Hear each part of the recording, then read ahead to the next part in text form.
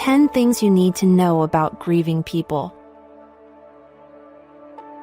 The Bible encourages us to rejoice with those who rejoice and mourn with those who mourn. It's a lot easier to celebrate a happy event like a wedding or graduation than it is to receive sad news, but we're still expected to behave in a way that honors the circumstance. But, let's be honest, it can be hard to know exactly what to say or do for a friend or loved one who is grieving. Thankfully, we have leaders like Nancy Guthrie to help guide us as we stumble along the slippery path of comforting and helping the grieving. Here are 10 things she thinks all of us should be aware of when trying to help or comfort a grieving person. 1. Grieving people don't expect you to have words that will fix this, but they do want you to say something. To a person who has lost someone they love, it is as if a hurdle has been erected between them and everyone else until the loss is acknowledged in some way. So say something. Of course, oftentimes we don't say something because we're afraid we'll say the wrong thing. Sometimes we don't say something because we want to say something meaningful, insightful, or helpful and we can't come up with anything. But people who are grieving don't expect that you are going to say something that will make everything okay, or that you're going to come up with some spiritual or emotional insight they haven't thought of to this point. They just want you to say something simple like, "I'm so sad with you." 2. Grieving people don't want to hear a story about your own or someone else's loss. My theory is that in our effort to fill up the awkward silence, or in our desire to demonstrate that we really do get what they are going through, our brains go on a search for a match to the current situation. That's natural. But when a search result comes up, we don't have to say it out loud.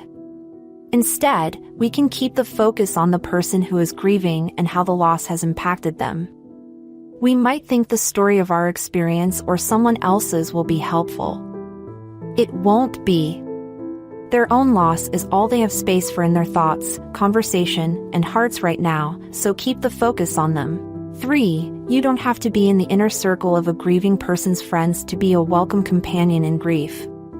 Sometimes we stay away from people going through grief because we think they must have closer friends who are coming alongside them during this hard time and that we would be an unwelcome intrusion. But I have hardly ever met a grieving person who didn't have at least one story of someone they thought would be there for them who disappeared.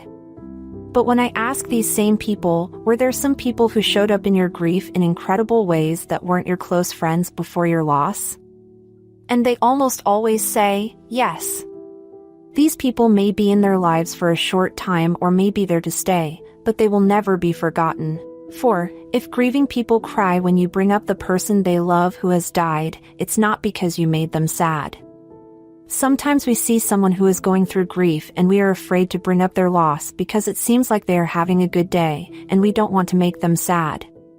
But here's the thing, they are already sad. Their grief is like a computer program always running in the background.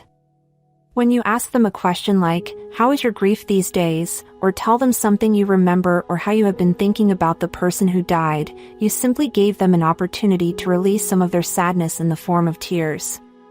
You cared enough to bring up the one topic they really want to talk about, but don't always know how to bring up or simply don't bring up because of their fear that it will make everyone else uncomfortable. 5. Grieving people will not necessarily call you if they need something. Sometimes we say to people, "I'm here. Please call me if you need anything." And we mean it. But someone in the midst of grief can barely think straight. They certainly can't take on the task of recruiting and organizing the help they need. What they really need is for people around them to figure out something that would be helpful and just do it. "I'm going to mow your grass for the rest of the summer so you don't have to think about it," or "Would you like some company to go pick out the burial plot or to order the gravestone?" or "I'm going to come over on Thursday morning and do your laundry."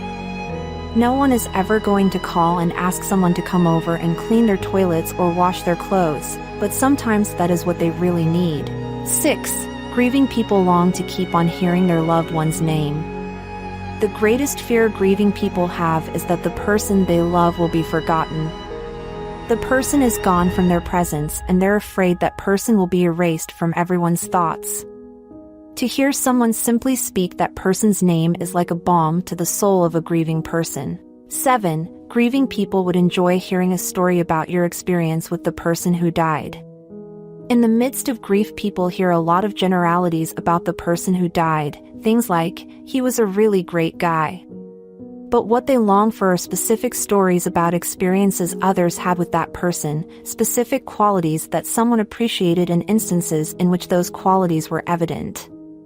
So to tell a grieving person one of these stories brings joy in the midst of sorrow. And to actually write out one of these stories provides the grieving person with something that brings comfort again and again as they read it and share it with others over the days and years to come. 8. Grieving people want you to simply be there at the visitation, the funeral, and beyond. If you can't make it to the visitation or the funeral, don't tell the person why you couldn't come unless you were on the other side of the world or in a coma, because whatever reason kept you from being there on the lowest days of their life, when they wanted the whole world to stop and take notice that the person they loved died, simply won't be good enough. Just say that you are so disappointed that you couldn't be there. Ask the person to tell you about aspects of the service that were special to them. Maybe even ask if you can come over and watch a video of the service with them. 9. It is extremely hard for a grieving person to have to give a report on how they're doing. But they do want you to invite them to talk about their grief and their loved one who died. We tend to approach people who have been through a loss with the question, "How are you?" It is simple enough and it certainly demonstrates caring. But many grieving people feel at a loss to come up with an adequate answer to the question. Not so good might sound pathetic. Good just isn't the truth. They sometimes feel as if the person asking will judge how they're doing this grief thing if they're honest about the ups and downs and waves of grief that sometimes overtake them. Much better is to ask an open-ended question such as, "What's your grief like these days?" It acknowledges that it makes sense they would be sad and allows them to talk about it. 10. It means the world to a grieving person to hear from you on the anniversary of their loved one's death. No matter how long it has been since that person died. There is a day that comes around on the calendar every year for the person who has lost someone they love, the day of the accident, the day the machines were turned off, the day they got the dreaded phone call.